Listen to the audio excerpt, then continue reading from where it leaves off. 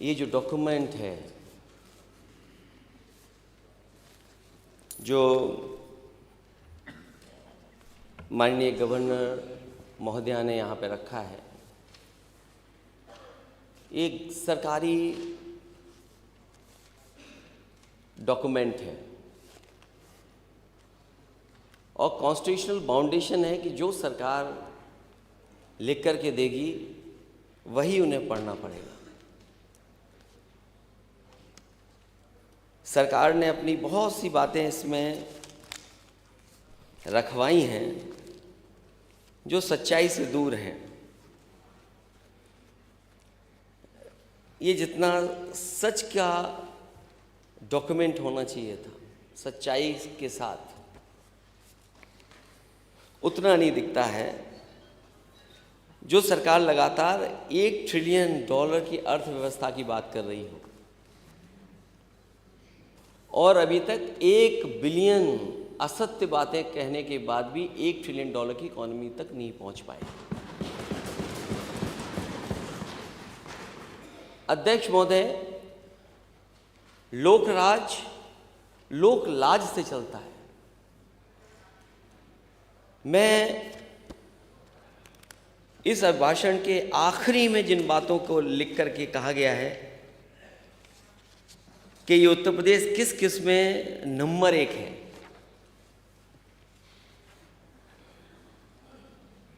वो सरकारी आंकड़े हैं, लेकिन उत्तर प्रदेश नंबर 1 है किस में? अध्यक्ष महोदय, सबसे अधिक संख्या में कार्यवाहक डीजीपी बनाने में उत्तर प्रदेश नंबर 1 है। अध्यक्ष महोदय, यहाँ बहुत सारे माननीय सदस्यों ने समस्या उठाई है, छुट्टा पशुओं की वजह से होने वाली दुर्घटना में उत्तर प्रदेश नंबर 1 है। झूठे प्रचार पे खर्च करने में उत्तर प्रदेश नंबर 1 है। अपने लोगों के मुकदमे हटाने में नंबर 1, रोजगारों पर लाठी चलवाने में नंबर 1, महिलाओं के खिलाफ अपराधियों को बचाने में नंबर 1,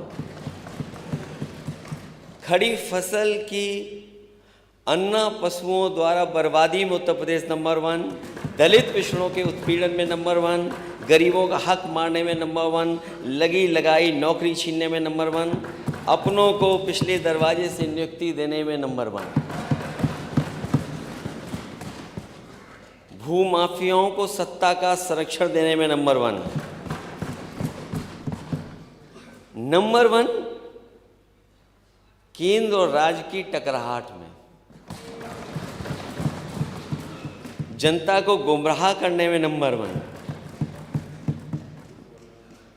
और पीडीए को प्रताड़ित करने में भी ये सरकार नंबर 1 है। जब इस अभिभाषण को मैं पढ़ रहा था और मैंने जब यहाँ सुना था तो मुझे लगा कि सरकार इतनी रफ्तार से विकास कर रही है, हम लोगों को क्यों दिखाई नहीं दे रहा है? उस डॉक्यूमेंट में लिखा है कि एक दिन में 2 पुल बनते हैं, एक दिन में 2 पुल बनते हैं, मतलब कागज पर बने पुल, सारा बजट गुल, एक दिन में 2 पुल। हमारे माननीय सदस्य बैठे हैं, अगर इस डॉक्यूमेंट में ना हो तो बता दीजिए आप। इस डॉक्यूमेंट में है, हाँ सत्य है, औसत में है। मैं अध्यक्ष महोदय, जो इस किताब में लिखा है, जो इस डॉक्यूमेंट में लिखा है, वही बात मैं कह रहा हूँ। हमारी सबसे बड़ी मददगार अर्थव्यवस्था के लिए कोई है तो हमारी खेती है, हमारा किसान है, और किसान के बिना हमारी अर्थव्यवस्था वहाँ नहीं पहुँच सकती जहाँ हम पहुँचाना चाहते हैं। हमारा किसान खुशहाल होगा तो हमारा प्रदेश और देश भी खुशहाल होगा। और ये बात मैं आज पहली बार नहीं कह रहा हूँ अध्यक्ष महोदय, जितनी भी सरकारें आई हैं उन्होंने समय समय पर, और जितने भी हमारे पुराने नेता रहे हैं, समय समय पर उन्होंने यही कहा, और दुनिया ने उदाहरण ये दिए हैं कि जिस समय हमारी अर्थव्यवस्था को आगे ले जाना है तो हमारे किसान की अर्थव्यवस्था को भी आगे ले जाना पड़ेगा। लेकिन आज जब हम देखते हैं पीछे मुड़ करके, डबल इंजन की सरकार में किसान को कितनी राहत मिली है, किसान कितना खुशहाल हुआ है। और मैं तो ये कहना चाहता हूँ कि सपा ही हमेशा किसानों की पार्टी रही है और किसानों की सच्ची आवाज़ बन करके हमेशा उठाई है। भारतीय जनता पार्टी ने किसानों के साथ धोखा किया है, लागत बढ़ा दी जो कभी नहीं हुआ, बोरे की चोरी वो हो गई। और अध्यक्ष महोदय, मैंने कई बार कहा ये बोरी की चोरी, एक बहुत पुराना बिस्किट का पैकेट और बिस्किट आता था, उससे कहीं भारतीय जनता पार्टी सीख रही है। उस कंपनी ने कभी अपना मुनाफा कम नहीं होने दिया। आज भी पैकेट मिलता है, पहले उतने ही पैसे में इतना मिलता था, आज वो उसी पैसे में इतना हो गया है। पहले 5 किलो बोरी से गायब था, अब 5 किलो और गायब हो गया।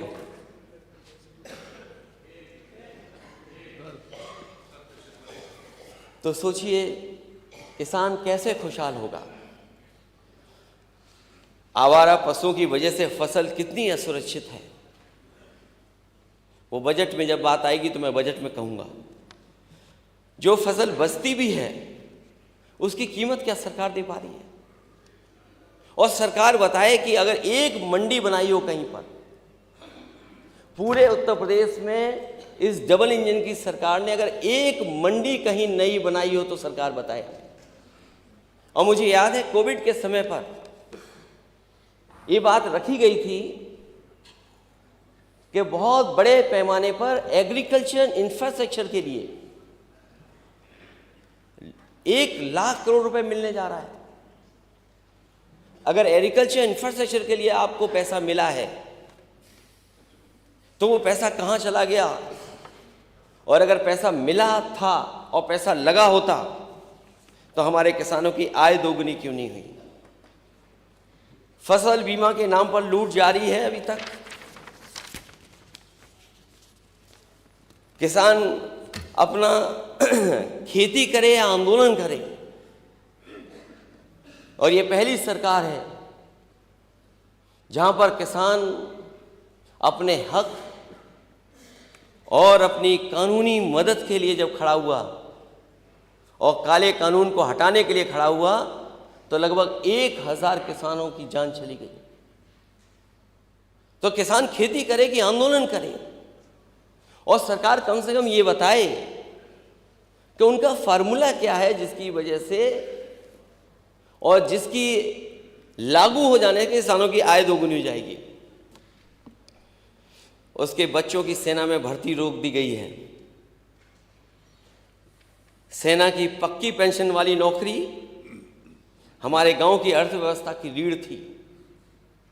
आय दोगुनी करने के नाम पर आय ही छीन ली सरकार ने। किसान की आय तो दोगुनी नहीं हुई, लेकिन आयु आधी हो गई। आज परिवार की चिंता की वजह से खेती किसानी के साथ साथ किसान भी आधा रह गया है। किसान सम्मान निधि में जिस तरह किसान लगातार घट रहे हैं या घटाई जा रही है संख्या, उससे वो दूर दिन नहीं कि जब केवल कागज पर ये योजना सिमट करके रह जाएगी। क्या किसान सम्मान निधि से ही किसान की आय दोगुनी हो जाएगी, या सरकार वो व्यवस्था बताएगी, वो फार्मूला बताएगी जिससे किसान की आय दोगुनी हुई होगी? और मैं ये कह सकता हूं कि किसानों के साथ सरकार ने धोखा देने का काम किया है। जो सरकार नौकरी देने की बात कह रही थी और फौज की पक्की नौकरी की बात करती थी।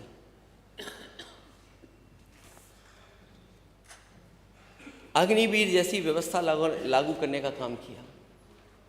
और सबसे बड़ा धोखा अगर किसी के साथ हुआ है तो वो उत्तर प्रदेश के साथ हुआ, क्योंकि उत्तर प्रदेश का नौजवान सबसे ज्यादा फौज में भर्ती के लिए जाता था। और सरकार ये बताए कि साल में 70,000 सैनिकों की स्थायी भर्ती होती थी। ये डॉक्यूमेंट मेरा नहीं है, ये सरकारी डॉक्यूमेंट है। 70,000 सैनिकों की स्थायी भर्ती होती थी, और जिसमें 80% से अधिक पिछड़े, दलित और आदिवासी समाज के युवा सेना में भर्ती होते थे। सैनिकों को अच्छा वेतन, मेडिकल सुविधा, पेंशन सुविधा मिलती थी। सैनिकों के परिवार और परिजनों के जीवन में खुशहाली और समृद्धि रहा करती थी। ये जानबूझ करके सरकार ने इसलिए किया है जिससे पीडीए के लोग और पीडीए के लोगों के घर में खुशहाली ना आ जाए।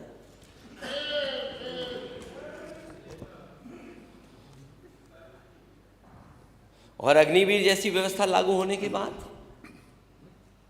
70,000 की बजाय अब केवल 40,000 भर्ती होंगे। 4 साल के प्रशिक्षण के बाद लगभग 11,000 युवाओं को स्थायी नौकरी दी जाएगी और लगभग 35,000 युवाओं को सेना से बाहर निकाल दिया जाएगा। जो 35,000 युवा 4 साल के बाद निकाल दिए जाएंगे, उन्हें ना तो पेंशन दी जाएगी और ना तो कोई मेडिकल सुविधा दी जाएगी। ये डबल इंजन की सरकार आखिरकार क्या कर रही है? और अध्यक्ष महोदय, अभी कुछ दिन पहले अग्निवीर का एक नौजवान शहीद हुआ था। जब वो अपने घर पहुंचा था तो कोई सरकार का इंतजाम नहीं था। जिस सम्मान के साथ कभी समाजवादी पार्टी के समय पर नेताजी ने जो फैसला लिया था कि फौज का व्यक्ति, अगर फौज का जवान अगर घर जाएगा तो पूरे सम्मान के साथ जाएगा, और बजट का कितना भी पैसा खर्च करना पड़ेगा तो सरकार खर्च करेगी। लेकिन जब पहला अग्निवीर शहीद हुआ, उसको वो फौज का सम्मान नहीं मिला जो मिलना चाहिए था उसको।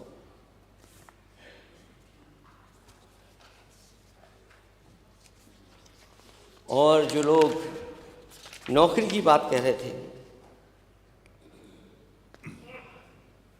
क्योंकि जब यही नौकरी छीन ली गई, वो इसलिए छीनी गई कि उनका परिवार खुशहाली के रास्ते से रोका जा सके। जो मैं घटना बताना चाहता हूं सर अध्यक्ष महोदय, हाल ही में अभी कानपुर में एक शहीद हुआ था। जब वो शहीद परिवार के बीच में आया तो फौज के बड़े अधिकारियों ने कहा कि इस ताबूत को खोलिएगा नहीं, कॉफिन को खोलिएगा नहीं। घर परिवार के लोग जिद करें तब भी मैंने समझता हूं नहीं खोला गया। वहां कोई सरकार का बड़ा व्यक्ति नहीं पहुंचा, सम्मान के लिए कोई बड़ा नहीं पहुंचा, और जो सीमा पर जहां पर गलती हुई थी सेना से के माध्यम से उन परिवार के लोगों से मिलने के लिए एयर चीफ मार्शल बड़े बड़े लोग पहुंचे। वहां तो बड़े लोग जा रहे हैं, लेकिन यहां उत्तर प्रदेश का अगर कोई शहीद हो गया तो उसके घर परिवार से मिलने कोई नहीं जा रहा। मैं सरकार से जानना चाहता हूं कि उत्तर प्रदेश का अगर कोई अग्निवीर होगा शहीद, तो क्या सरकार उसको सम्मान देगी कि नहीं देगी? ये बातें क्यों छूट गई इस डॉक्यूमेंट में? ईज ऑफ लिविंग की बात हुई है। ईज ऑफ लिविंग को क्या मानूं मैं, कैसे डिफाइन करूं मैं? 6 करोड़ लोग मल्टी डायमेंशनल पॉवर्टी के बाहर आ गए हैं। वो पैरामीटर्स क्या हैं? जिन पैरामीटर्स पे, और जब जवाब आए अध्यक्ष महोदय, हालांकि जवाब सरकार का कम मिलता है, लेकिन अगर जवाब आए सरकार का तो किस किस ईयर में मल्टी डायमेंशनल पॉवर्टी में बेहतर काम हुआ है, सरकार कम से कम वो बात भी बताए। क्योंकि अध्यक्ष महोदय, जो बात कही जाती है उसका सीधा जवाब नहीं मिलता, क्योंकि जवाब से छिपने का काम सरकार करती है। सरकार कहती है कि सबका साथ, सबका विकास, सबका साथ तो सरकार चाहती है, लेकिन सबको बराबर नहीं लाना चाहती है। अध्यक्ष महोदय, बिना सबको साथ लाए सबका विकास संभव नहीं है, और सबको साथ लाने के लिए सामाजिक न्याय की बात करनी पड़ेगी, सामाजिक न्याय के रास्ते पे चलना पड़ेगा, और बिना जाति जनगणना के सामाजिक न्याय संभव नहीं है।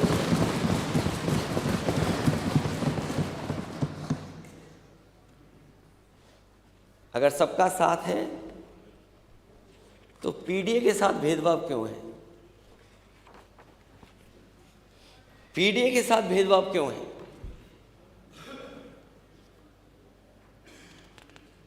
जो कह रहे हैं कि ड्रीम डेस्टिनेशन बन गया उत्तर प्रदेश,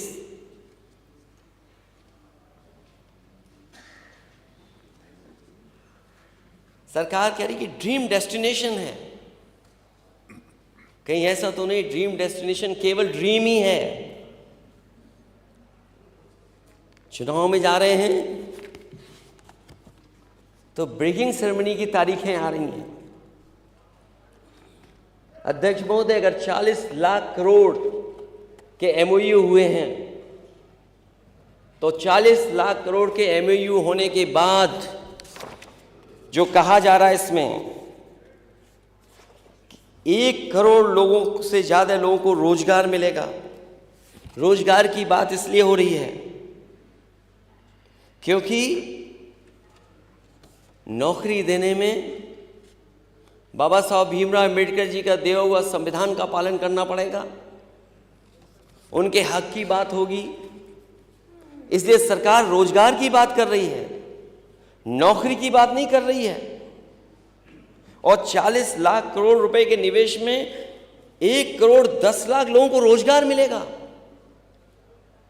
अध्यक्ष मोदी, ये सरकार बताए कि सच्चाई में कितना निवेश आया है और उस निवेश से कितनों को रोजगार मिला है, कितनों को नौकरी मिली है, ये सरकार बताए। क्योंकि सरकार कह रही है कि 40 लाख करोड़ आने के बाद 1 करोड़ 10 लाख लोगों को रोजगार मिलेगा। तो आखिर सरकार बताए कितनों को रोजगार मिला है। और फिर जो निवेश करने वाले लोग हैं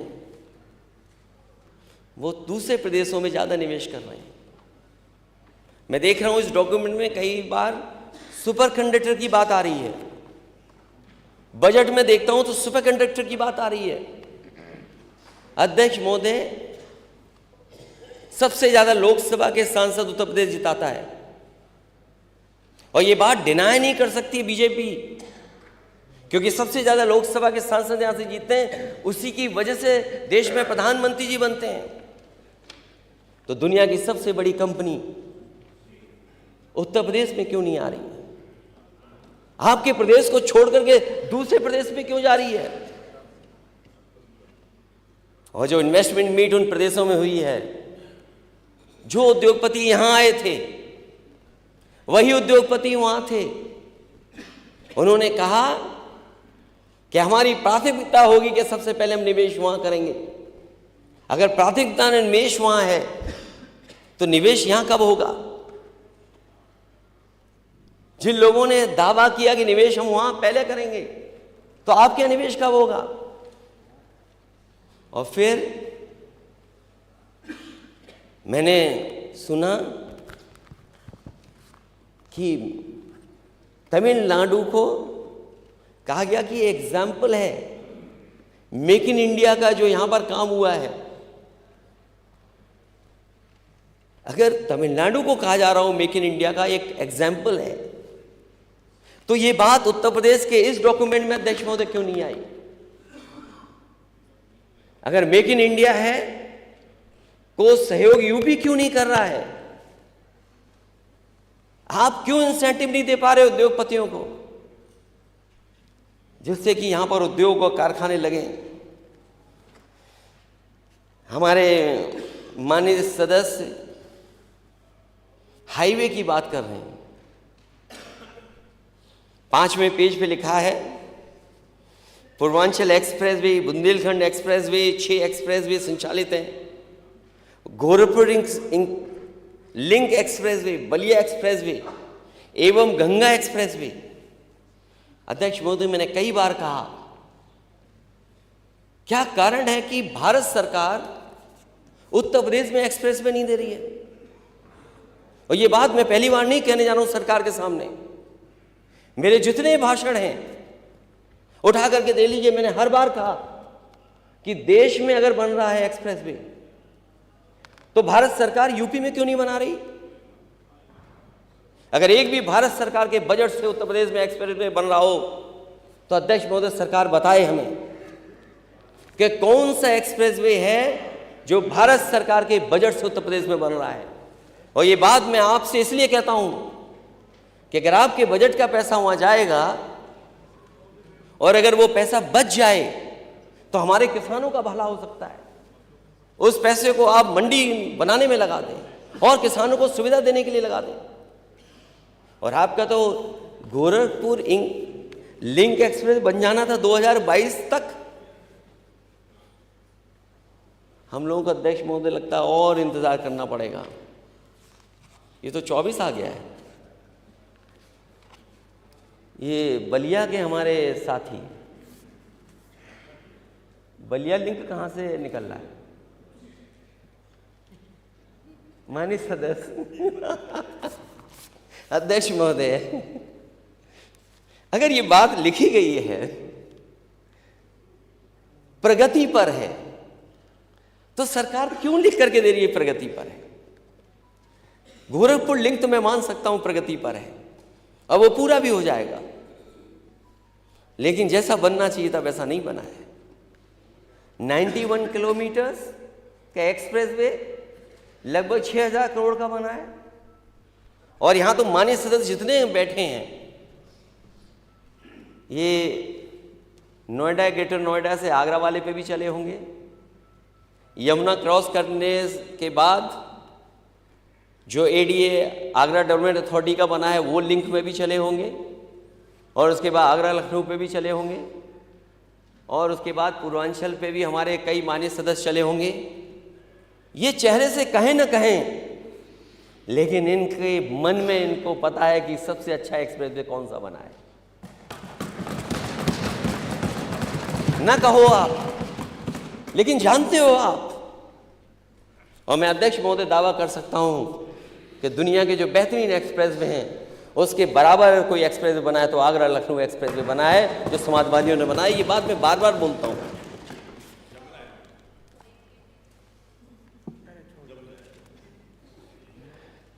और जो उसके किनारे वेसाइड एम्यूनिटीज,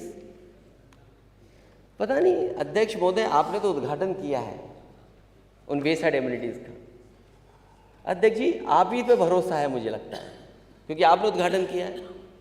तो आप अपने पद का इस्तेमाल करते हुए कम से कम पूर्वांचल में भी वैसे ही वेसाइड एम्यूनिटी बनवा दीजिए जैसे आपने उद्घाटन किया है। और फिर लिंक रोड प्रगति पर है, मुझे नहीं पता कोई एक्सप्रेसवे हवा में भी बनता है। जो एयरपोर्ट बन रहे हैं, एयरपोर्ट अगर बने हैं तो क्या मुआवजा उनको मिलना चाहिए कि नहीं मिलना चाहिए? उनको जो मुआवजा ज़मीन लेने के लिए जो काम होने चाहिए उसके लिए सरकार मदद या जिस तरीके का उनको देना चाहिए वो नहीं दे पा रही है सरकार। पूरे उत्तर प्रदेश में कई जगह जहां सरकार ज़मीन लेना चाहती है वहां मार्केट वैल्यू से नहीं दे रही है पैसा। मार्केट वैल्यू का पैसा नहीं दे रही है सरकार। और चाहे वो फैजाबाद हो, अयोध्या हो या चित्रकूट हो जहां पर सरकार को सर्किट रेट से पैसा देना चाहिए, कहीं भी सर्किट रेट से पैसा सरकार नहीं दे रही है और सर्किट रेट बढ़ा करके नहीं दे रही है। मुझे याद है जब उत्तर प्रदेश में जो कोई भी विकास के लिए समाजवादी सरकार में लिया गया था, जो भी प्रोजेक्ट के लिए ज़मीन, उसमें 4 गुनी मुआवजा देने का काम समाजवादी सरकार में हुआ था। अगर कोई प्रोजेक्ट बन रहा है आपका, तो उसमें ज़मीन को लेकर के आप मुआवजा क्यों नहीं दे रहे हैं उनको? जो मुआवजा उनको मिलना चाहिए किसानों को नहीं दे रहे हैं। अभी हमें माननीय सदस्य बता रहे हैं कि चित्रकूट में डिफेंस का कॉरिडोर बनने जा रहा है, लेकिन कॉरिडोर के लिए जो ज़मीन ली जा रही है वो पुराने रेट पे ली जा रही है। मैं जानना चाहता हूं सरकार से कि आखिरकार सरकार को क्या फर्क पड़ता है, खजाना किसान के ऊपर चला जाए तो सरकार क्यों नहीं दे रही है उनको मुआवजा? और मुआवजा कब का दे रहे हैं? कब का मुआवजा दे रहे हैं? जाने कब का मुआवजा मिल रहा है। 500 हेक्टेयर जमीन लेना चाहते हैं आप, किसानों की 500 हेक्टेयर जमीन लेना चाहते हैं आप, और मुआवजा क्या दे रहे हैं आप? क्या सर्किट रेट बढ़ा करके मुआवजा नहीं मिलना चाहिए? ये चित्रकूट की मामला है। और अभी तो बजट में सरकार ने कहा है कि वो बजट में मैं चर्चा करूंगा कि लखनऊ में दिल्ली की तरह लखनऊ में भी एक एयरपोर्ट के पास एरिया डेवलप होगा जिसमें 5 स्टार से लेकर के न जाने क्या क्या चीज़ें बनेंगी। अगर आप कोई प्रोजेक्ट बनाना चाहते हैं तो उसमें देरी क्यों? और देरी इसलिए है क्योंकि सरकार सही मुआवजा नहीं देगी। और हम लोगों ने तो ऐसी जगह देखा है, सुना भी है, लोगों से मैं मिला भी हूं कि जहां पर किसान और जो वर्षों से लोग रह रहे थे उनके साथ बहुत बड़े पैमाने पे भेदभाव हुआ। और मैंने अध्यक्ष महोदय हर बार कहा, पत्र लिख करके भी सरकार को भेजा कि अगर कोई पुण्य का काम होने जा रहा है, अगर बहुत बड़ा कोई काम होने जा रहा है, तो उसमें किसान के साथ क्यों ये भेदभाव? जो वर्षों से लोग रह रहे हैं उनके साथ ये धोखा क्यों? सुप्रीम कोर्ट का फैसला आने के बाद अयोध्या राम पथ के निर्माण में नया घाट के सादतगंज तक मुआवजे के इनाम पर अधिकारियों ने भारी लूट की। व्यापारियों और आम जन का शोषण हुआ।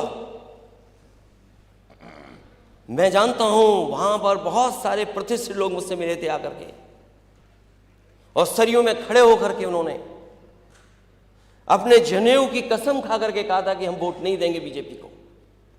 एयरपोर्ट के निर्माण में किसानों की जमीन को सही मुआवजा नहीं दिया गया। मांझा बरेटा, मांझा जमथरा में किसान परेशान है, 3-4 पीढ़ियों से रह रहे हैं लोग, उनकी जमीन का मुआवजा नहीं दे रही सरकार। 14 कोसी पंचकोसी मार्ग में चौड़ीकरण में जिन लोगों का मकान जमीन पर, जिन लोगों का मकान और जमीन जा रही है, उनको मुआवजा सरकार नहीं दे रही है।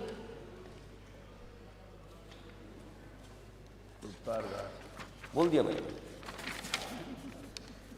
और अयोध्या से ज्यादा जमीनों का गोरख धंधा कहीं नहीं हुआ।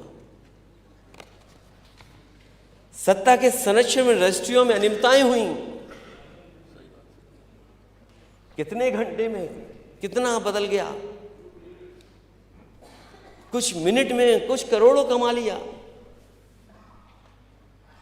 और जिस तरीके का विकास होना चाहिए था वो विकास सरकार नहीं कर पा रही है।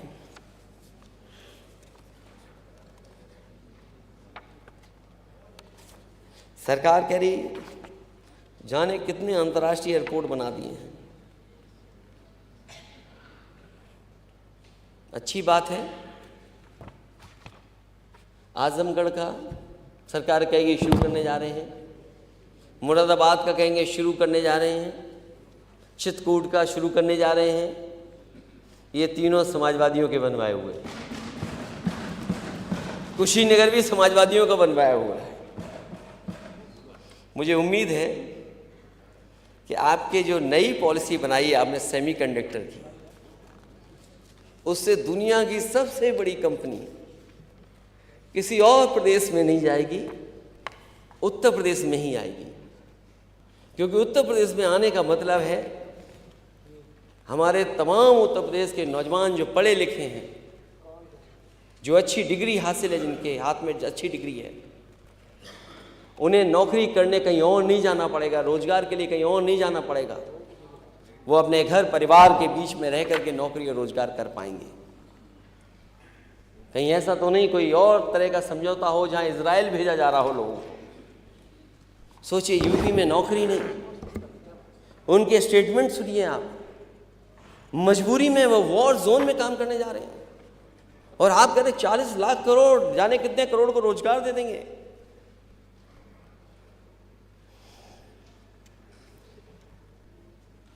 तो आखिरकार रोजगार है कहाँ?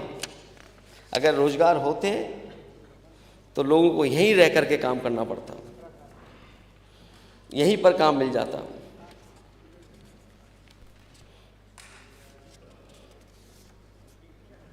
सरकार कह रही कि 1,80,000 से अधिक जनसेवा केंद्र राज्य में संचालित हैं। अगर इतने जनसेवा केंद्र संचालित हैं तो अपने मामूली विवाद में जमीन को लेकर के किसी को मेरठ में आत्मदाह क्यों करना पड़ रहा है? बाराबंकी में तहसील के ऑफिस में क्यों आत्मदाह करना पड़ रहा है? अगर इतने केंद्र खुले हैं, 1,80,000 जन सेवा केंद्र, तो मेरठ में आत्मदाह कर लिया, किसान को अपने आत्मदाह करना पड़ा जमीन को लेकर के। और सच्चाई यह है अध्यक्ष महोदय, जो जीरो टॉलरेंस करप्शन के लिए कह रहे थे, इनका जीरो टॉलरेंस जीरो हो गया। किसी भी माननीय सदस्य से पूछ लीजिए आप, तहसील और थाने में क्या हो रहा है।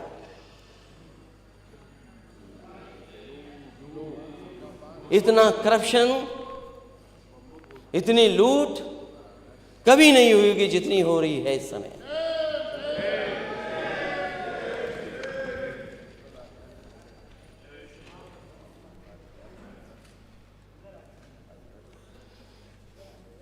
सरकार कह रही सोलर को लेकर के बहुत काम करना चाहती है।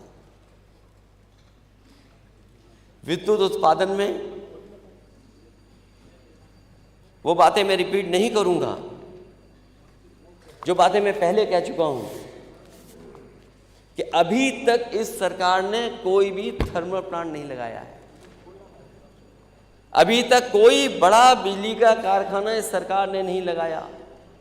और जो पुरानी सरकार में लगे भी हुए थे, जो लग रहे थे, उनको भी सरकार ने नहीं पूरा कर पाए। और जो बिजली आ भी रही है, जो आप आंकड़े में दिखाते हैं, ये वही कारखाने हैं जो समाजवादियों की सरकार में लग रहे थे। उन्हीं के कारण आपको ज्यादा बिजली उत्पादन उत्तर प्रदेश में मिल रहा है।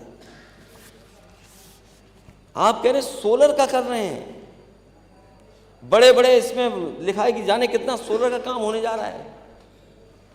अध्यक्ष महोदय, मैं सरकार से जानना चाहूंगा, इस देश के रहे राष्ट्रपति जी, उन्होंने एक सुझाव दिया था मुझे और सुझाव पे मैंने काम किया। जब मेरी उनसे बातचीत हुई, जब उन्होंने प्रेजेंटेशन किया था, उन्होंने कहा कि अगर इस तरह की व्यवस्था आप लागू कर देंगे तो मैं उद्घाटन करने आऊंगा। मुझे याद है कि सबसे कम समय में उसको चालू कर दिया था सोलर प्लांट, और उन गांवों को फ्री बिजली मिलने लगी थी। अभी तक फ्री बिजली मिल रही थी। लेकिन इस सरकार ने उसकी देखभाल नहीं की। वो कारखाना बंद हो गया, आज गांव को बिजली नहीं मिल पा रही है। और वो एक गांव में नहीं, कई गांवों में लगाने का काम शुरू हो गया था। रायबरेली में भी लगा था, और 9 में भी इसी तरह काम शुरू हुआ था। तो जो सरकार देश के राष्ट्रपति के माध्यम से उद्घाटन किया, उनके सुझाव पर सोलर प्लांट लगा हुआ, बहुत छोटा 250 में किलोवाट का, अगर वो नहीं चला सकती सरकार, तो इसमें जो सपने दिखा रहे हैं, बड़े बड़े सपने दिखा रहे हैं, वो कब पूरा होगा?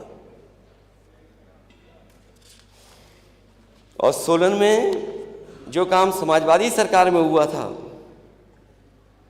वही सरकार के पास उदाहरण है। ये जो एक्सप्रेस वे है, इसमें जितनी भी लाइटें जल रही हैं, अध्यक्ष महोदय, वो सोलर के माध्यम से ही जल रही हैं।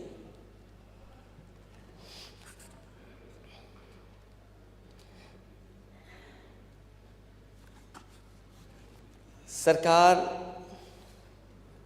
विश्वविद्यालयों के बारे में बता रही है कि A++ मिला है सरकार को, वो यूनिवर्सिटी को A+ मिला है। लेकिन सरकार ये बताए उसमें PDA को कुछ मिल रहा है कि नहीं मिल रहा है।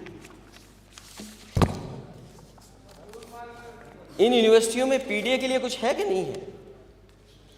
मैं बहुत बड़े आंकड़े नहीं देना चाहता हूं, क्योंकि बजट में बोलूंगा तब भी मैं आंकड़े कुछ दूंगा।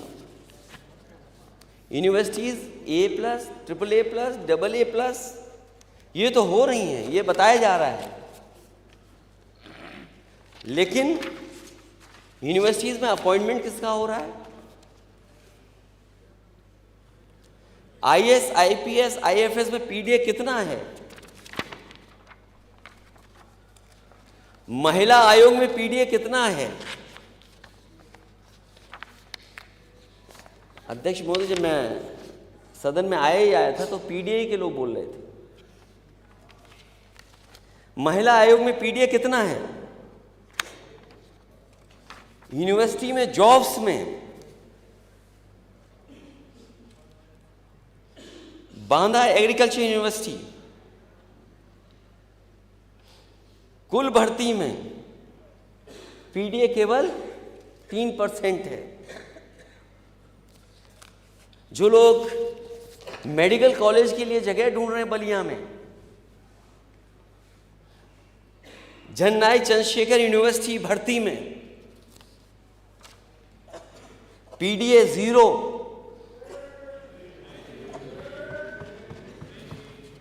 PDA 0। और अगर मेडिकल कॉलेज बनाना है तो मैं समझता हूँ पर्याप्त जगह होगी।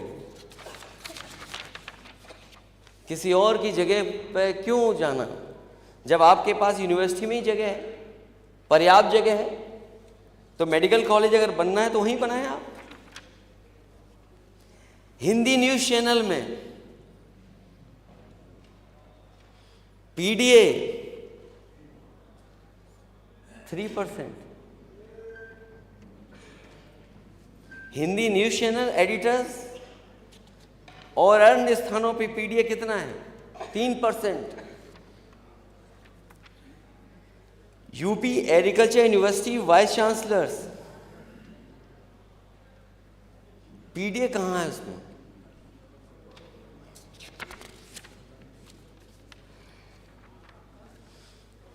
फिर PDA जाएगा कहाँ?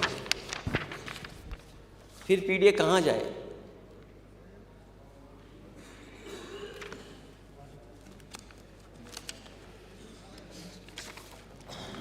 PDA जाए कहाँ फिर?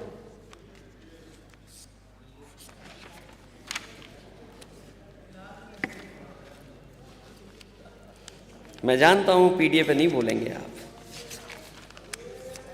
मैं जानता हूं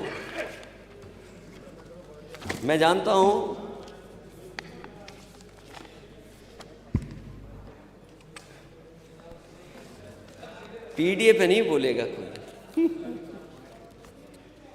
ये A+, इसका कोई मायने नहीं है। अगर पीडीए वहां पर नहीं है तो राजकीय आईआईटी या आईआईटी की बात तो क्या मैं बोलूं। अध्यक्ष महोदय, यूपी में जब से बीजेपी की सरकार आई है, डबल इंजन की सरकार आई है, एक सैनिक स्कूल बना है। कोई नया आईआईटी नहीं आया, कोई नया आईआईएम नहीं आया, कोई नया एम्स नहीं आया। जो आए हैं पुरानी सरकार के हैं, या जमीन दी गई थी या उनको आगे बढ़ाने का काम किया था। इधर कौन सी नई व्यवस्था आई है? कोई आईआईएम आया हो तो बता दें, कोई आईआईटी आया हो नया तो बता दें। कहा जाता था कि निफ्ट आएगा यूपी में, निफ्ट बनेगा। यूपी में और जगह क्यों नहीं आया निफ्ट? और मुझे याद है जब कांग्रेस की सरकार थी, वो एक सैनिक स्कूल बनाना चाहते थे। मैंने उस समय वहां के मंत्री जी से कहा कि एक सैनिक स्कूल नहीं बनेगा, यूपी में और भी सैनिक स्कूल बनेंगे। जो एक देना चाहते थे उन्होंने 3 सैनिक स्कूल दिए थे। आखिरकार डबल इंजन सरकार को क्या हो गया है?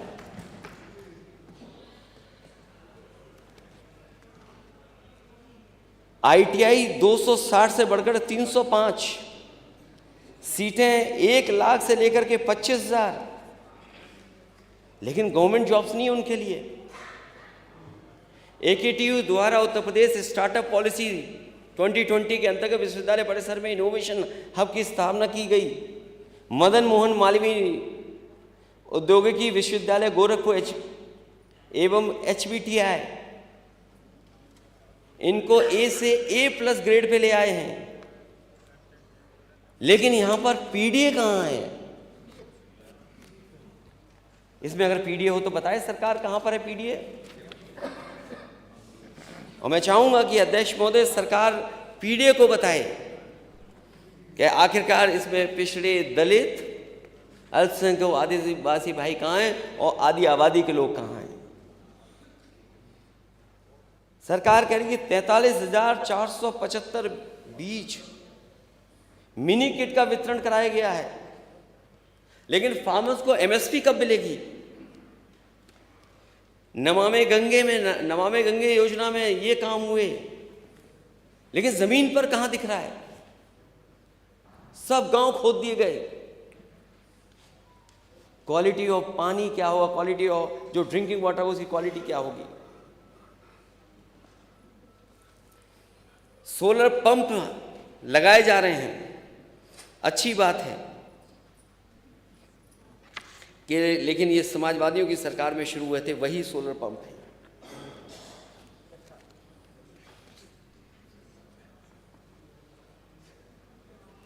जो लोग कह रहे हैं कि उत्पादन बढ़ा है, लेकिन प्रोक्योरमेंट कितना हुआ है?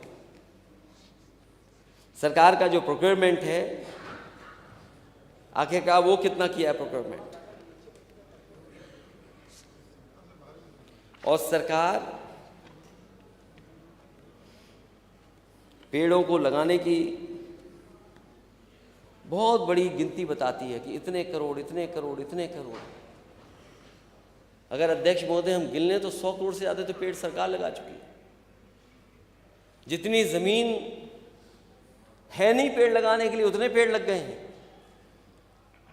और मैंने एक बार मेजरमेंट दिया था कि 1000 एकड़ में 1,23,000 पेड़ लगाए थे। तो अगर 1000 एकड़ में 1,23,000 पेड़ लगते हैं तो 100 एकड़ के लिए कितनी जमीन चाहिए होगी? 100 करोड़ पेड़ों के लिए। राष्ट्रीय उद्यान और एक लायन सफारी इन्होंने बनाई है। लायन सफारी की देखभाल इतनी हो रही है कि 16 जानवर वहां पर मर चुके हैं। जो अनएक्सपीरियंस्ड लोग थे उसको सरकार ने वहां बैठाया और उसके परिणाम ये हुए कि वहां पर बड़ी संख्या में जानवरों की जान गई। एस्थेटिक लाइन्स जिनकी सेवा कर करके और व्यवस्थित कर करके उत्तर प्रदेश में पहली बार हुआ ये काम। एस्थेटिक लाइन्स लाए गए उस तक की देखभाल ये सरकार नहीं कर पा रही है। किंग जॉर्ज चिकित्सा विश्वविद्यालय लखनऊ नैक A+, लेकिन वहां पीडीए के साथ क्या हो रहा है? क्या हो रहा है उसके साथ? कितना भेदभाव है। आप तो कह रहे थे कि मेडिकल यूनिवर्सिटी बना देंगे। अटल बिहारी वाजपेयी जी के नाम पर आपने कहा मेडिकल यूनिवर्सिटी बनेगी। इसी लोक भवन के सामने शिलान्यास हुआ था, आज तक पूरी नहीं हो पाई है। पता नहीं कब बनेगी जाकर के। और वो जगह वहां पर बनी जहां पर कैंसर इंस्टीट्यूट है।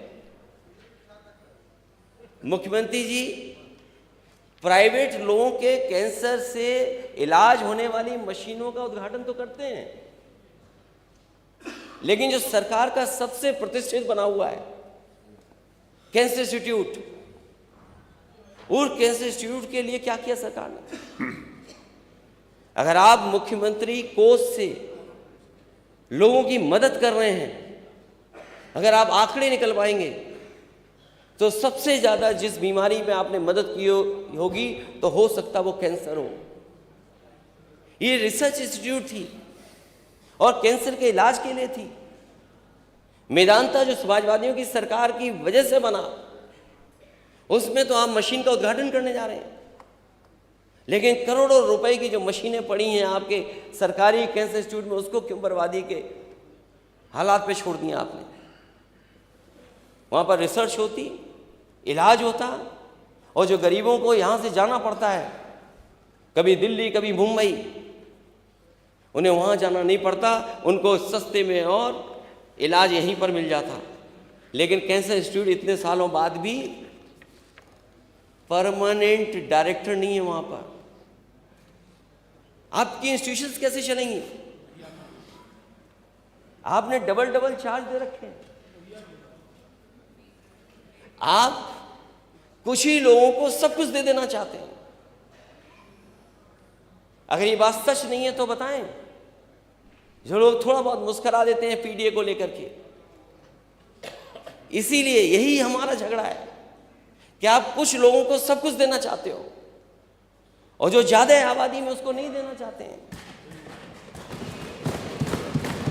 अपॉइंटमेंट्स क्या हो रहे हैं? क्या उसमें जो अपॉइंटमेंट्स हो रहे हैं पीडीए के हिसाब से हो रहे हैं कि पीडीए को मिल रहा है कि नहीं मिल रहा उसमें? इसीलिए आप डायरेक्टर क्या कर रहे हैं? आप डायरेक्टर नहीं दे पा रहे परमानेंट लखनऊ में, जहां पर मरीज सबसे ज्यादा आता है।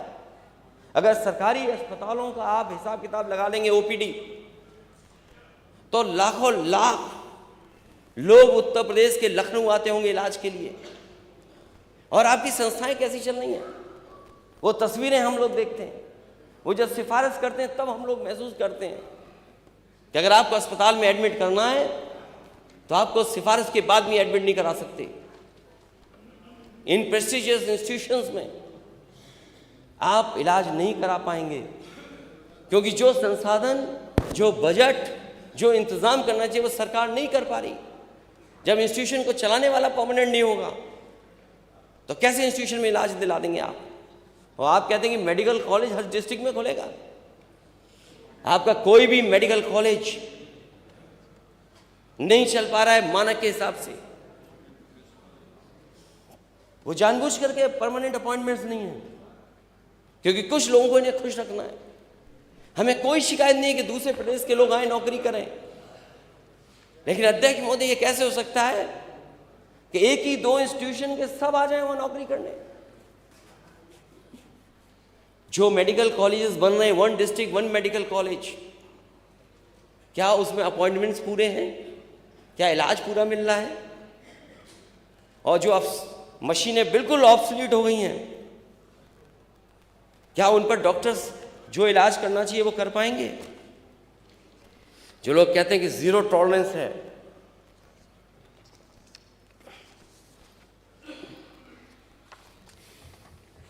Zero tolerance law and order पर, फिर महिलाओं के ऊपर सबसे ज़्यादा अपराध क्यों, सबसे ज़्यादा घटनाएं उनके ऊपर क्यों, देश में सबसे ऊपर उत्तर प्रदेश क्यों? योगी आप कहते हैं कि महिलाओं बहन बेटियों के साथ उनके राज में छेड़खानी रेप नहीं होता, दुष्कर्मी अगले चौराहे पर मार गिराए जाते हैं। बीएचयू में एक बहन के साथ क्या हुआ, कोई आज के समय पे कल्पना नहीं कर सकता। एक बेटी और बहन के साथ क्या हुआ। जो लोग पकड़े गए हैं वो तीनों के तीनों भारतीय जनता पार्टी के आईटी सेल के मेंबर हैं। वो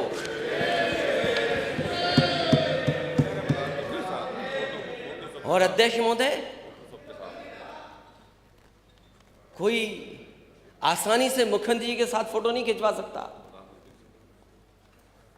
तीनों की फोटो हमारे नेता सदन के साथ है। प्रशासन सरकार को पता था, लेकिन क्या किया सरकार ने। और मुझे याद है जब कानपुर में एक मां बेटी के ऊपर बुलडोजर चलाया गया था और आग लग करके मां बेटी जिंदा जल गए थे। पिता और उसका भाई देखता था, बचा नहीं पाया। जब वो न्याय मांगने गया तो उसके कपड़े उतार दिए गए। वहां के अधिकारियों ने कपड़े उतरवाए। ये जीरो टॉलरेंस है सरकार का। और उस समय डिप्टी सीएम क्या कहते हैं, उन्होंने जो ऑनलाइन बात की उससे, शिवम ये घटना बहुत ही दुखी करने वाली है, बहुत ही ज्यादा दुख है। हमें पूरी तरह से तुम्हारे साथ हैं। जब से हमने सुना है कार्रवाई कर रहे हैं, जो आरोपी हैं उन पर एफआईआर दर्ज हो गई, 302 की है। हम कड़ी से कड़ी कार्रवाई करेंगे, किसी को नहीं बख्शेंगे। तुम हमारे परिवार के सदस्य हो, हम तुम्हारे साथ हैं, पूरी सरकार तुम्हारे साथ है। जो तुम्हारी मांगे हैं उन पर गंभीरता पूर्वक काम करेंगे। अध्यक्ष महोदय, जो मांगे उस परिवार ने मांग की थी, क्या सरकार ने पूरी कर दी? क्या आरोपियों पे सख्त से सख्त कार्रवाई हो गई? क्या आरोपियों पे सख्त कार्रवाई हुई है? क्या जो जीरो टॉलरेंस की बात कर रहे हैं, उनके समय पर जीरो लॉ एंड ऑर्डर है, जीरो लॉ एंड ऑर्डर। और एक घटना नहीं, घटनाएं कितनी गिनाई जा सकती हैं। छेड़खानी से तंग आकर 30 छात्राओं ने छोड़ दिया स्कूल। गैंगरेप पीड़िता के बरेली में हत्या। बदायूं में कार्रवाई न होने से आहत दुष्कर्म पीड़िता ने खुदकुशी की। मैं कितनी घटनाएं बताऊं। खेत गई किशोरी के हाथ बांधकर किया दुष्कर्म। स्कूल में नाबालिग से किया गैंगरेप। नौकरी की तलाश में प्रतापगढ़ पहुंची युवती के साथ गैंगरेप। प्रिंसिपल की अश्लील हरकतें सामने आईं तो स्कूल से कटवा लिया नाम। दुष्कर्म पीड़िता ने दी जान, तीसरे दिन शव साथ लेकर थाना घेरने गई। सामूहिक दुष्कर्म पीड़ित महिला की हत्या। युवती को अगवा कर दुष्कर्म किया। छात्रा को बंधक बनाए, तमंचे से बल पर रेप। महिला कांस्टेबल से दरोगा ने किया दुष्कर्म। कितनी घटनाएं मैं बताऊं आपको, न जाने कितनी घटनाएं हैं। और ये सरकार कह रही है कि जीरो टॉलरेंस है। ये सरकार न्यूज कंट्रोल कर रही है। ये सरकार न्यूज कंट्रोल करती है, अपराध कंट्रोल नहीं कर रही है सरकार। और इसी का परिणाम है कि लॉ एंड ऑर्डर, लॉ अलग चल रहा है, ऑर्डर अलग चल रहा है।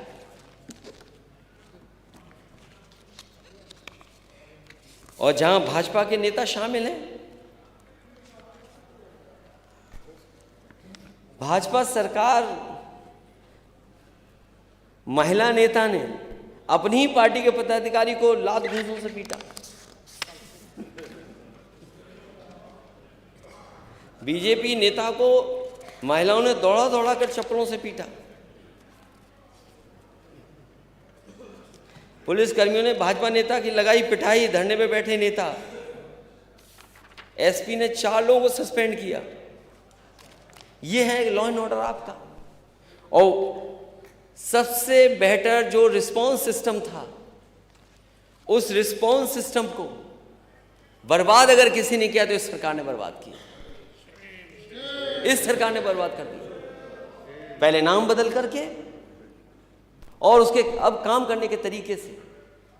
अब तो लोग घबराते हैं कि 100 नंबर अगर मिलाएं, 112 मिला दिया तो वो वसूलने आ जाएंगे। अब मदद नहीं हो रही है, उससे पैसा वसूला जा रहा है। और सुनने में तो यहां तक आ रहा है कि जो फोन कर करके रिस्पॉन्स सिस्टम पे अपनी शिकायत करता है उससे भी पैसा वसूल ले रही है पुलिस, और उसको पकड़ करके थाने में बैठा दे रहे हैं। ये कहां का जीरो टॉलरेंस है आपका? ये जीरो टॉलरेंस आपका जीरो हो गया है। और आज की खबर तो आपने पढ़ी होगी गोरखपुर की। आज ही की खबर तो है कुछ कि एक प्रोफेसर पास करने के लिए बातचीत कर रहा है। एक प्रोफेसर गोरखपुर में। क्या ये बात सही नहीं है कि नहीं है?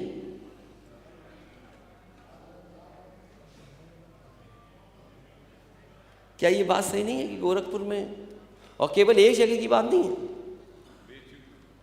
जो घटना इलाहाबाद में हुई, कपड़े उतार करके बताओ, टीचिंग स्टाफ स्टूडेंट्स के कपड़े उतारेगा?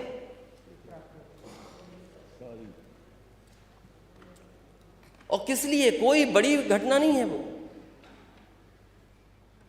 ये इंस्टीट्यूशंस को आपने क्या कर दिया है?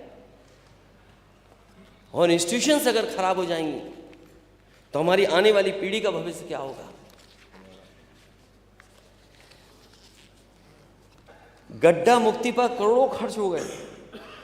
हर बजट में हजारों करोड़ है गड्ढा मुक्ति पर, हजारों करोड़। पता नहीं गड्ढा मुक्ति पे क्या हो रहा है। गड्ढा मुक्ति पे हजारों करोड़ रुपए अध्यक्ष महोदय। और मुझे कभी कभी लगता है कि कानपुर में सबसे ज्यादा गड्ढे होंगे। और इस सरकार ने डिस्ट्रिक्ट हेडक्वार्टर को कितनों से 4 लेन से जोड़ दिया है? अगर एक भी जोड़ा हो 4 लेन से इस सरकार ने तो बताया सरकार के लोग। और फिर अध्यक्ष महोदय, हर दिन जानवर से जान जा रही है। कोई गाड़ी टकरा जाती है, या जानवर जाकर के खेत में किसान काम कर रहा है उसको मार देता है, बाजार में घूम रहे हैं। हर दिन एक न एक व्यक्ति की जान जा रही है। अध्यक्ष महोदय, मैंने पिछली बार भी एक सूची दी थी आपको, किसी की मदद नहीं हुई। मैं फिर सूची दूंगा। और अब तो और जानवर भी मार रहे हैं, केवल एक जानवर नहीं। अध्यक्ष महोदय, सरकार का सबसे प्रिय जानवर वो जान ले रहा है। न जाने कितने लोगों की जान ले ली उसने। और अब तो जंगली जानवर, शेर, हाथी, टाइगर, ये लोगों को मार रहे हैं। गुलदार। आखिर सरकार कर क्या रही है?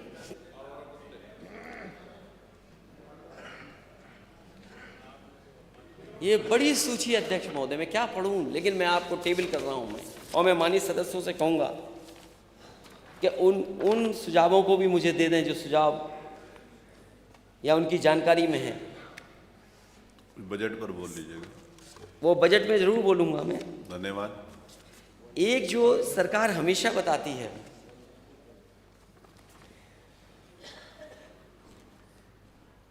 अध्यक्ष महोदय, आप सहमत होंगे कि पूरे भारत में विशेष तौर पर उत्तर प्रदेश में सबसे बड़ी समस्या बेरोजगारी है। हमारा नौजवान बेरोजगारी के कारण हताश और लाचार हो गया है। एक तो रोजगार नहीं मिल रहा उसे, अगर मिल भी रहा है तो उसकी शिक्षा के स्तर से के अनुरूप उसे काम नहीं मिल रहा। सम्मानजनक उसको रोजगार भी नहीं मिल पा रहा है। डिलीवरी बॉय बन जाना कोई नौकरी है, कोई रोजगार है उसका। और सरकार हमेशा अनएम्प्लॉयमेंट रेट और एम्प्लॉयमेंट रेट में हमें उलझा के रखती है आप उलझो नहीं अब। कि अनएम्प्लॉयमेंट रेट क्या है, एम्प्लॉयमेंट रेट क्या है। अध्यक्ष महोदय, मुझे उम्मीद है कि जब नेता सदन ये बात कहें तो हम सब माननीय सदस्यों को कम से कम ये बताएं कि अनएम्प्लॉयमेंट रेट क्या है और एम्प्लॉयमेंट रेट क्या है, और सरकार ये आंकड़ा क्यों पेश करती है जिससे सरकार बचना चाहती है। 90% से ज़्यादा पढ़ने लिखने वाला नौजवान यहाँ पर बेरोजगार है। सरकार कहती है कि 1 डिस्ट्रिक्ट 1 प्रोडक्ट इनके एक सबसे बड़ी योजना है, बजट में ले लीजिएगा उसको। और जिसका ये उदाहरण देते हैं कि एक्सपोर्ट में न जाने कितना उससे लाभ हुआ है सरकार को। लेकिन सरकार ये कभी नहीं बताती है कि 1 डिस्ट्रिक्ट 1 प्रोडक्ट, तो जो 1 डिस्ट्रिक्ट में एक प्रोडक्ट के लिए बजट क्या दिया आपने, अभी बताएंगे आपने आखिरकार बजट क्या दिया है। वो बजट। और ये पहली बार अध्यक्ष महोदय मैं नहीं पूछ रहा हूं, वो बजट हर में बार बताएंगे। पूछा मैंने कि बजट क्या दिया है। सरकार बताए कि इत्र के लिए क्या दिया है। 1 डिस्ट्रिक्ट 1 प्रोडक्ट में तो क्या आपने दिया है उसके लिए बजट। ये सहारनपुर लकड़ी की कारीगरी के लिए और वहाँ की हौजरी का कार्य, जो लाखों लाख लोग जुड़े हैं। और केवल एक जिला नहीं, अगर हम बिजनौर का देखें, चाहे वो हमारे कंघी बनाने वाले लोग हों, चाहे हमारे, और पीतल का एक्सपोर्ट भी होता है, ऐसे बहुत सारे सरकार ने आइडेंटिफाई किए हैं। हर डिस्ट्रिक्ट का 1 प्रोडक्ट या 2 प्रोडक्ट, तो सरकार बताए कि उस प्रोडक्ट के लिए ये बजट रखा है आपने, जिसकी वजह से ये लाभ मिला है। और फिर आप 1 डिस्ट्रिक्ट 1 प्रोडक्ट को प्रमोट करना चाहते हैं, लेकिन ये छापा क्यों मार रहे हैं जीएसटी वाले। ये जीएसटी वाले छापा क्यों मार रहे हैं। क्या आपने जानबूझ करके उन्हें भेजा है कि छापा मारिए जिससे कारोबार और बंद हो जाए। तो इस पे बजट पर बोल लीजिएगा नेता प्रतिपक्ष, मेरा रिक्वेस्ट। सरकार बहुत चिंतित रहती है ट्रैफिक को लेकर के। आपने कहा कोई था कि शहर नहीं मुझे बचा याद दिला है देना। जिस शहर में जाम न लगता हो। सरकार बताए कि इन शहरों को जाम से बचाने के लिए क्या है। हालांकि अध्यक्ष महोदय, मैं आपका कहना मानूंगा, केवल महंगाई पे बोल करके मैं अपनी बात खत्म करूंगा। Thank you. हालांकि बिंदु और भी हैं, सब पे टैग है मेरा इस बार। उसके बाद फिर बोलिए। ये सरकार महंगाई को रोकने के लिए क्या कर रही है। सरकार किसान की आय दोगुनी होनी, नौजवानों को नौकरी रोजगार मिला नहीं, आखिरकार महंगाई के लिए क्या कर रही है सरकार। सरकार उसको नियंत्रित करने का कोई प्रयास कर रही है कि नहीं कर रही है। और जो उत्तर प्रदेश है, जिसकी $1 ट्रिलियन इकोनॉमी का आप सपना दिखा रहे हैं, उसकी प्रति व्यक्ति आय क्या है। आपकी सरकार में प्रति व्यक्ति आय बढ़ी है कि घटी है। और अगर हम 2017 की तुलना करें, जो हमारे केवल खाने पीने के सामान हैं, चावल का दाम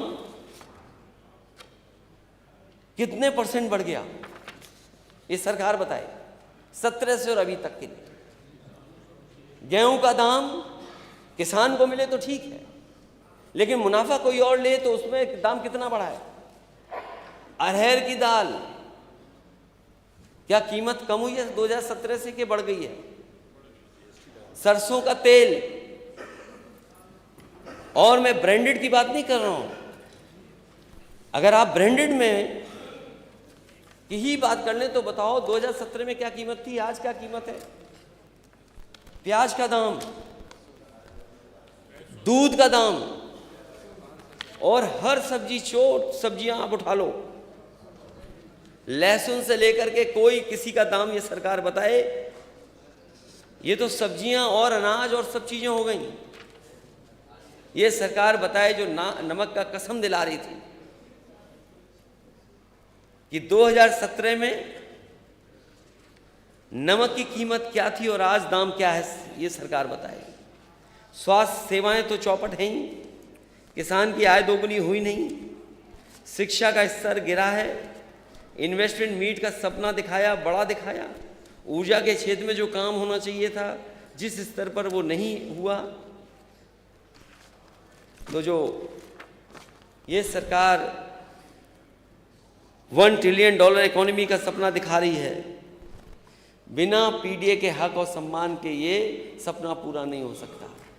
इन्हीं शब्दों के साथ अध्यक्ष महोदय, मैं अपने सभी माननीय सदस्यों का, जो विपक्ष के सदस्यों का धन्यवाद देता हूँ और मुझे उम्मीद है कि इनमें उनके भी सुझावों को शामिल कर लिया जाएगा। बहुत बहुत धन्यवाद। माननीय नेता प्रतिपक्ष के भाषण में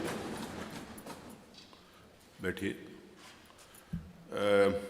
सारे जो संबंधित विषय थे सरकार के, वो स्वाभाविक रूप से नेता सदन का पूरा अधिकार है हर बात का जवाब देने का, लेकिन कि जहाँ पर किसान और जो वर्षों से लोग रह रहे थे, उनके साथ बहुत बड़े पैमाने पे भेदभाव